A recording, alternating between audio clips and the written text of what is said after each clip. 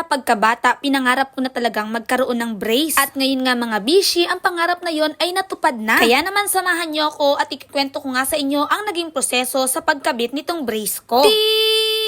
Hello mga bishi! Simula nung bata ako, pinangarap ko na talaga na magkaroon ng brace. Sabi nila, hindi naman daw sobrang pangit ng ngipin ko, pero para sa akin kasi pangit siya dahil yung pinakang gitna, sobrang laki talaga. Sa lahat nga ng pictures ko, hindi talaga ako humingiti na nakikita yung ngipin kasi parang feeling ko ang pangit-pangit. Bata pa lang ako, pangarap ko na talaga magkaroon ng brace at sabi ko nga sa aking sarili, kapag ako ay nagkaroon na ng trabaho, unang-una ko talagang gagawin ay magpa-brace. Pero hanggang ngayon, hindi ko talaga yung nagagawa. Nagkaasawa at anak na ako, ganito pa rin yung ngipin ko. Buti lang talaga nagkaroon ng pagkakataon na makilala ko si Doc Lady Sarina Closa Cruz Apara. O diba kompleto? Kasi sobra talaga ang pasalamat ko sa kanya mga bishi. Kung hindi ko kasi siya nakilala at nakausap, hindi talaga ako magpa-brace kasi parang feeling ko yung budget ko hindi para doon. Si Doc Chacha nga pala ang may-ari ng LC Happy Care Dental Clinic na matatagpuan dito sa bayan ng Rojas, Oriental, Mindoro. Isa nga siya sa sobrang kilalang dentista dito sa bayan namin. Nung nakausap ko nga siya, ang sabi niya sa akin, dapat daw talaga magpa-brace na ako dahil yung aking ngiping ay hiwa-hiwalay na sa ibaba. Alaman ko nga din na mura lang din pala yung pagpapabrace sa kanya. At ang bongga, kasama na nga doon yung libreng linis, libreng pasta for 2 years. O diba, napakabongga nun mga bishi. Kaya naman nung sinabi niya sa akin, sabi ko, sige Doc, pag-isipan ko muna ng very light. Pero nung simula nung nakausap ko siya, namuuna talaga sa aking desisyon na sige, go na ako. Eto na yung sign para magpa-brace ako. Kaya naman heto mga bishi, nandito na nga ako sa LC Happy Care Dental Clinic. Sobrang excited na nga ako at bago nga ako pumunta dito, pinag-isipan ko na kung anong kulay ba ng braces na ipapalagay ko. Kaya naman hindi na ako nahirapan nung pinapili ako at etong ang color gray ang aking gusto. Mirror check muna tayo mga bishi bago bakuran ang mga ngipin ko. Charis!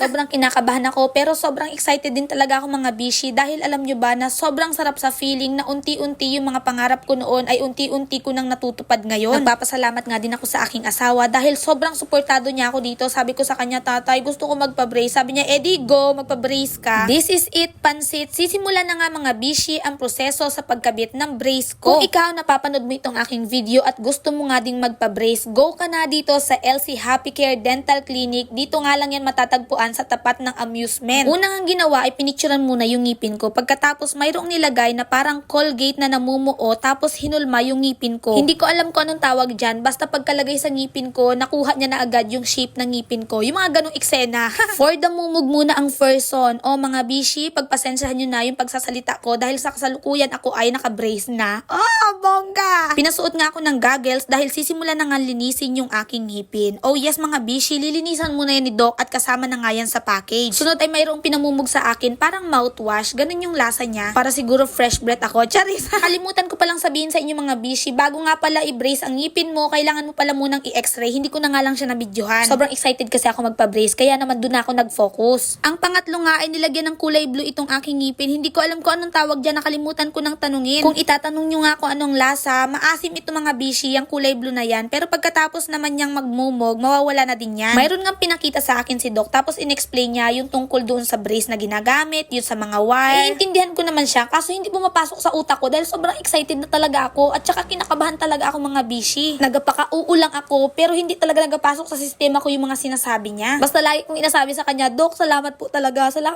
dahil sa inyo natupad ang pangarap ko, ganon. At eto na mga bishi, nilalagyan na nga ng bracket itong aking ngipin. Sobrang na-amaze talaga ako dahil akala ko masakit kapag inalagyan ng brace pero hindi mga bishi, walang kasakit-sakit. Like super gaan ang kamay ni Doc, basta walang kasakit-sakit talaga as in. Habang inakabitan man din ako ni Doc ng bracket, nakatingin ako sa kanya, ang ganda-ganda niya mga bishi. Very mabait, very classy, very demure, very low-key, mga ganun. Kaya maraming salamat po talaga Doc Chacha dahil sa inyo natupad talaga yung pangarap ko. Kung mapapanood mo ito, ay naku, sobrang salamat po talaga. Kaya kung magpa-brace kayo, dito na kayo sa LC Happy Care. Hindi ito sponsored mga bishi. Sobrang natuwa lang talaga ako dahil sobrang bait ni Doc. Pagkatapos nang ilagay yung mga bracket, sinunod namang ilagay yung mga arc wire o manipis na metal na kawad. Ito nga yung nagko-control sa paggalaw ng mga ngipin upang maituwid at ito nga yung magiging dahilan para sumakit mamaya ang aking ngipin kapag kumain. Charis! O ayan mga bishi, tapos na. Ngayon naman ini-explain sa akin ni Doc yung mga papastaan niya sa susunod na pagbalik ko dito. Nagbigay nga din siya sa akin ng payo kung paano maglinis ng ngipin habang suot ang brace kasama ang paggamit ng mga special toothbrush at floss. Eto na mga bishi, may brace brace na ang bishi ninyo. O, diba? Sobrang tuwa ko talaga. As in. Berga, kita gid talaga ang gilagid ko. All out gid talaga ang smile ko. Maraming salamat, LC Happy Care Dental Clinic, dahil sa inyo natupad ang pangarap ko na magkaroon ng brace. Abangan nyo yung next vlog ko dahil ipapakita ko sa inyo ang struggle ng mayroong suot ng brace. O, paano ba mga bishi? Ang ganito na lang muna. Maraming salamat sa inyong patuloy na panonood. Patuloy po sana tayong pagpalain ng ating puong may kapal. Paalam!